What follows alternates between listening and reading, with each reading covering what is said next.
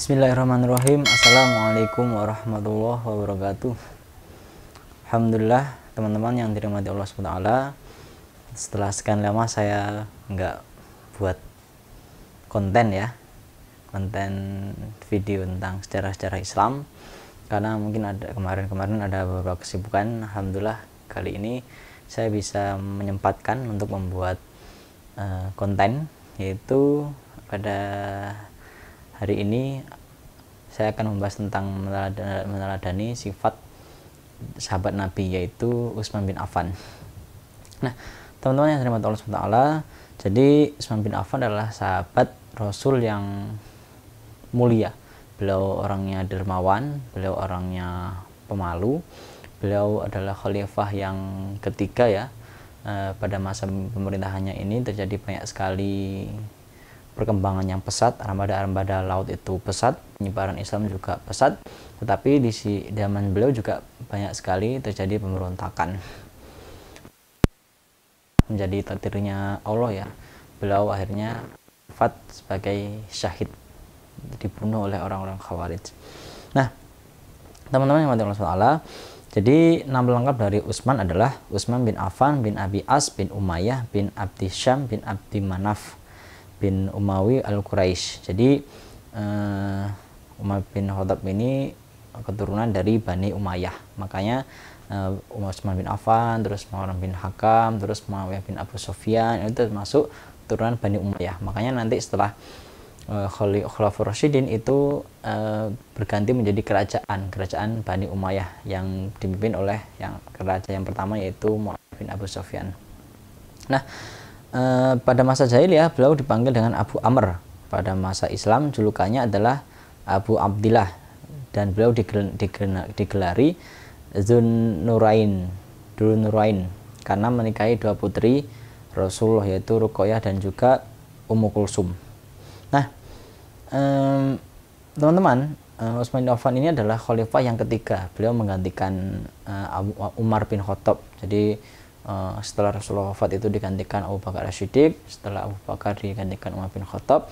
Nah, Umar bin Khattab ketika dibunuh oleh Abu Lu'lu'ah Al-Majusi, ketika sholat subuh itu ditikam sampai beliau bertahan sampai 3 hari dan memilih 6 orang yang ditunjuk untuk menjadi khalifah, memilih salah satu. Jadi dibentuknya majelis syura dan ketuanya adalah Abdurrahman bin Auf. Akhirnya memilih Utsman bin Affan setelah ada pertimbangan antara Ali dan juga Utsman bin Affan. Akhirnya yang terpilih adalah Utsman bin Affan.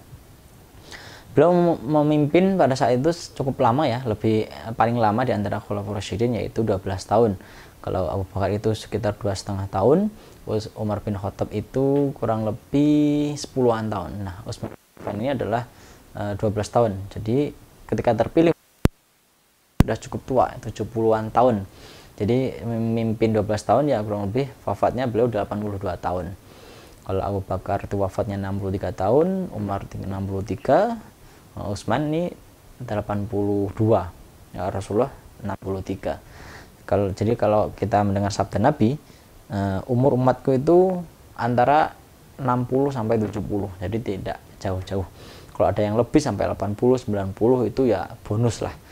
Makanya kita maksimalkan umur kita untuk kebaikan. Nah,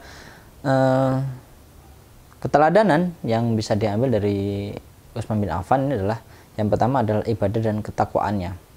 Jadi yang tak kalah familiar dari sifat Utsman bin Affan ini adalah rajinnya beliau dalam beribadah. Jadi beliau gemar berpuasa sampai orang yang hidup di masanya itu menggambarkan beliau itu berpuasa sepanjang tahun. Wallahu alam. Kalau sahabat kan kita nggak bisa menyamai lah ibadah ketika ibadah para sahabat dengan ibadahnya kita saat ini. Bahkan Utsman bin Affan itu juga pernah sholat witir di Ka'bah, depan Ka'bah, sholat witir 1 rakaat, tapi beliau membaca 30 juz. Coba kita bayangkan. Sholatnya sih cuma 1 rakaat witir, tapi yang dibaca 30 juz dari Alif Lam Mim sampai An-Nas. Jadi ini menunjukkan yang paling utama itu adalah kualitas dari ibadah, bukan hanya kuantitas. Kuantitas juga bagus, banyaknya rakaat juga bagus, tetapi yang paling utama adalah kualitas. Kalau kita kuantitas sholatnya kita banyak rakaat, tetapi ternyata sholatnya kita buru-buru, tidak tumakninah, nah khawatir itu tidak sah atau tidak diterima oleh Allah. Nah, itu yang pertama, ibadahnya kita menyontoh dari Utsman. Beliau juga sangat gemar sekali membaca Al-Quran. Bahkan ketika beliau wafat, itu beliau sedang memegang Al-Quran. Jadi di hari terakhir beliau wafat itu beliau sedang membaca Al-Quran, lalu pemberontak masuk ke rumahnya, akhirnya ditebaslah lehernya, beliau syahid. Jadi ya seperti itu, saking cintanya dengan Al-Quran. Nah, yang kedua itu adalah sifat beliau itu dermawan. Umar itu seorang pengusaha yang kaya raya, tetapi beliau tidak bakhil dan menyedekahkan hartanya di jalan Allah tanpa perhitungan. Jadi ada beberapa kisah. Dari yang pertama, Abdurrahman bin Khobab itu bercerita, saya melihat Nabi SAW menganjurkan orang untuk membantu pasukan yang kesulitan mendapat perbekalan dan keranjang perang. Maka Utsman bin Affan berdiri dan berkata, wahai Rasulullah, saya akan memberikan 100 ekor unta lengkap dengan pelana muatannya. 100 ekor unta. Unta kalau zaman sekarang mungkin apa ya? Ya Pajero lah paling. Pajero atau Innova atau ya mobil-mobil yang mewah lah kalau di berangkat perang, lengkap dengan pelana muatannya, lengkap dengan perbekalan dan lain-lain. Maka Rasulullah menganjurkan lagi. Utsman pun kembali berdiri dan berkata, wahai Rasulullah, kalau begitu saya akan menambahkan menjadi 200 ekor. Tadi 100, sekarang menjadi 200, lengkap dengan pelana dan muatannya. Kemudian Rasul masih menganjurkan. Maka Utsman pun kembali berdiri dan berkata, wahai Rasulullah, demi Allah saya akan memberi 300 ekor unta lengkap dengan pelana dan muatannya. Saya melihat Rasulullah turun dari mimbar seraya berkata, tidak ada lagi yang menimpa Utsman setelah kebaikannya. Tidak ada yang menimpa Utsman lagi setelah kebaikannya ini. Jadi Masya Allah, 300 ekor unta loh, bayangkan. Kalau zaman sekarang, kita nih misalnya kita berjihad di suatu tempat. Lalu pemimpin pada saat ini misalnya, itu mempertanyakan siapa yang ingin memberikan mobil, misalnya kendaraan. Lalu ada seorang, saya memberikan 100 buah mobil, luar biasa. Kurang 200 mobil, 300 mobil, luar biasa. 300 mobil, bayangkan. Kaya tapi dermawan. Nah,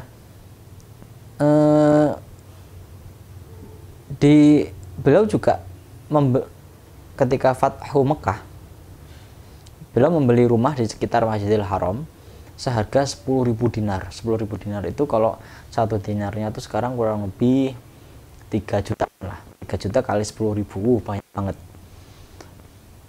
Yang kemudian rumah tersebut ditambahkan menjadi bagian dari masjid. Jadi Utsman itu sengaja membeli rumah dekat Masjidil Haram untuk menjadi ditambahkan menjadi bagian dari masjid. Nah, dan pada saat itu ya, ketika kaum muslimin hijrah dari dari Mekah ke Madinah, maka muslim itu kan tidak membawa apa-apa, hanya membawa pakaian saja, harta tidak membawa, harta benda tidak membawa, makan minum apalagi. Nah, akhirnya kaum muslim itu kesulitan air.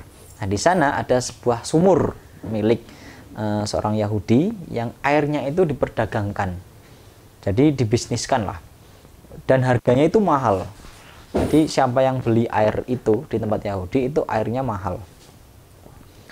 Sedangkan kaum muslimin telah meninggalkan harta dan bendanya di Mekah. Nah, lalu Utsman inisiatif pergi ke rumah Yahudi untuk membeli separuh sumurnya. Pertama membeli sumurnya dulu. Tapi ya karena Yahudi itu berpikir, nanti kalau misalnya sumurnya dijual saya tidak ada pendapatan gitu. Dia kan tahu kalau Utsman itu kan berbisnis ulung, jadi mencoba menegosiasi Yahudi. Nggak boleh, kata Yahudi. Lalu bisnis ulung kan, jadi menego. Bagaimana kalau saya beli setengahnya, nanti yang hari ini jatahmu, yang hari ini jatahku, begitupun seterusnya. Oke. Nah, akhirnya sepakat Yahudi, dan sumurnya pun dibeli sangat mahal ya. Kalau kita rupiahkan itu beberapa miliar itu kalau dirupiahkan sumur. Nah, akhirnya pada saat harinya Utsman, itu Utsman berkata pada masyarakat Madinah, wahai kaum muslimin, sesungguhnya hari ini adalah hariku, maka ambillah air yang banyak untuk persediaan esok hari. Itu akhirnya kaum muslimin ngambil air yang banyak untuk persediaan esok hari. Nah, ketika jatahnya Yahudi esok harinya, Yahudi berkata, air, loh, kok nggak ada yang beli air ya? Lama kelamaan Yahudi tahu ternyata ketika harinya Utsman itu digratiskan airnya. Lalu Yahudi protes dong sama Utsman, katakan, ya Utsman, kalau begini aku bisa bangkrut. Itu. Kalau begitu belilah sumurku ini dengan harga semula, dengan harga yang setengahnya kemarin. Tidak bisa, saya mau beli setengahnya saja. Akhirnya itu triknya Utsman bin Affan. Nah, sumur rumah itu masih ada sampai sekarang. Nah, itu rekening yang masih mengalir kepada Sayyidina Utsman bin Affan. Jadi Masya Allah, kalau kata Ustaz Hidayat, sedekah yang cerdas itu ya sedekah yang ketika kita wafat tetapi pahalanya itu tetap mengalir kepada kita. Nah, itu. Nah, sifat ketiga yang kita bisa teladani dari Utsman bin Affan itu adalah sifat pemalu. Beliau itu sangat pemalu ya. Bahkan Ustaz Salim Afilah itu mengatakan ketika beliau akan mandi itu beliau menutup kamar mandi, menutup biliknya, bahkan sampai ini ya, sampai duduknya begini itu. Saking malunya itu Sayyidina Utsman ini.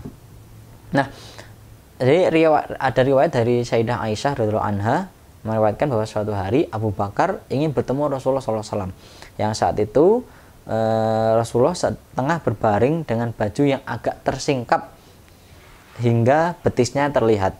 Selesai berbincang, Abu Bakar pun pulang dan kemudian datanglah Umar.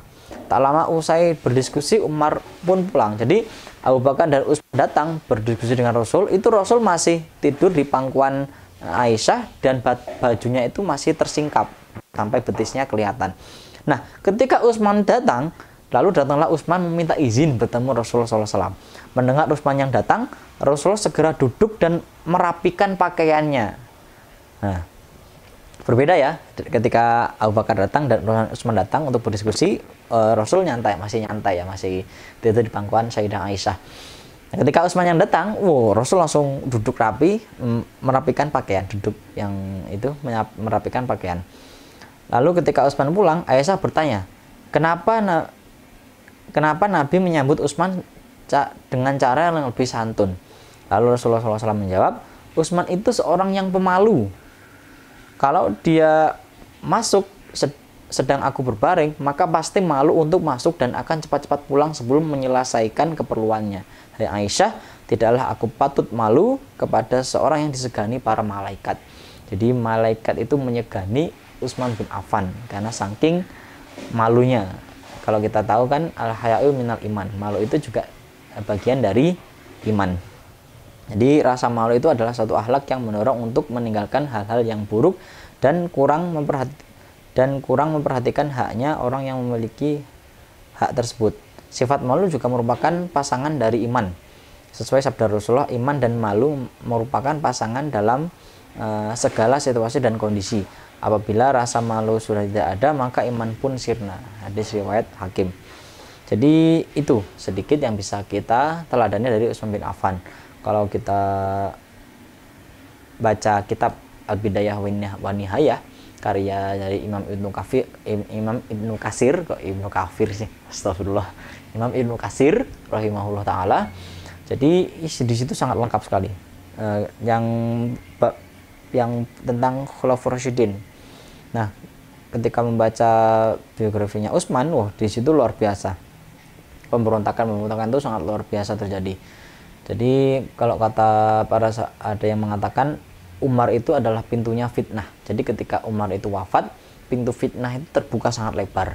Makanya wajar ketika Umar wafat, banyak sekali fitnah-fitnah yang terjadi. Ketika ada rombongan yang protes terhadap kebijakan Utsman, maka Sayyidina Ali bin Abi Thalib pun menyadarkan mereka, menyebutkan keutamaan dari Utsman bin Affan di depan rumahnya. Nah, akhirnya rombongan itu pun pulang. Nah, ketika pulang, rombongan itu melihat ada gelagat seorang budak yang mencurigakan, yang menaiki kuda dan juga membawa surat. Nah, ketika surat itu dibaca, ketika surat itu diambil lalu dibaca, isi suratnya adalah ketika engkau melihat rombongan yang menuju ke Mesir, maka bunuhlah mereka semua. Nah, surat itu atas namanya adalah Utsman bin Affan. Ada juga yang mengatakan surat itu atas namanya Marwan bin Hakam, wallahu alam. Tapi intinya surat itu bisa jadi dibuat oleh Abdullah bin Sabah, yang pada saat itu memang sengaja berpura-pura masuk Islam untuk memecah belah umat Islam. Jadi pemberontak itu kembali lagi ke rumah Utsman, dan rumah Utsman itu dikepung sampai kurang lebih 30 hari ya. Tapi di hari terakhir ketika hari beliau akan wafat, Utsman itu bermimpi bertemu dengan Rasulullah, Abu Bakar dan juga Umar.